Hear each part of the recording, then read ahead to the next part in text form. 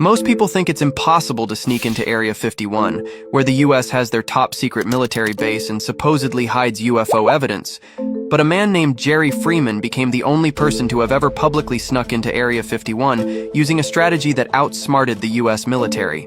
Jerry Freeman began his 100-mile round-trip trek into Area 51 in April 1997, starting late into the night around Beatty, Nevada, where he would head northeast into the restricted Area 51 land.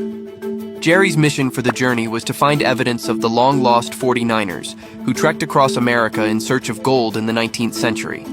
Many of the 49ers' last known location was in the restricted Area 51 land, and no archaeologists were ever given permission to enter the land even for research purposes.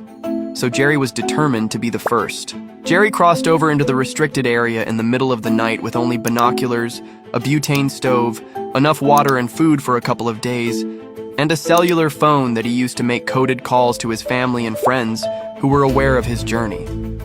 Jerry did most of his moving in the night hours when he wouldn't be easily seen and exposed to the scorching Nevada sun. His goal was to make it to Nellis Canyon and Papoose Lake, which is where the 49ers supposedly once stayed.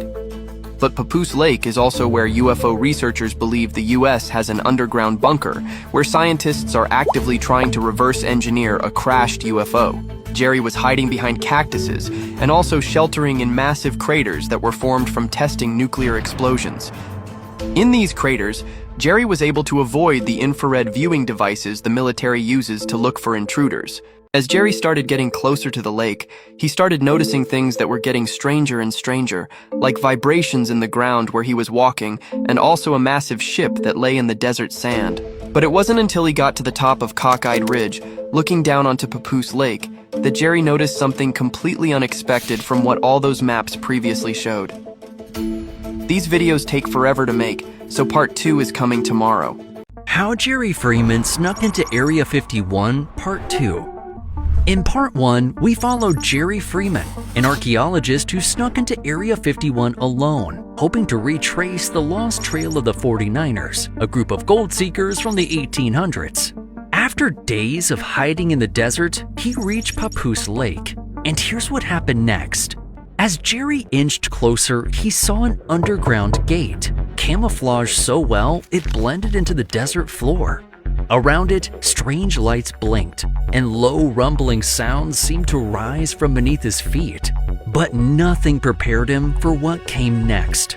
Lying half buried in the desert was a massive ship-like object. Its design looked nothing like anything on Earth, otherworldly and impossible to explain. Realizing the scale of his discovery, Jerry quickly pulled out his phone and snapped as many photos as he could. He even gathered soil samples, hoping they'd hold answers.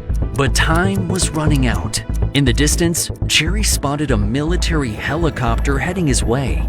Thinking fast, he ducked into a nearby nuclear test crater, staying hidden until the coast was clear.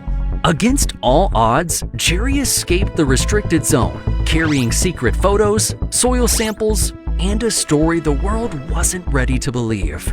When he shared what he saw, skeptics dismissed it. Some called the photos fake. But what Jerry witnessed at Papoose Lake remains a chilling mystery to this day.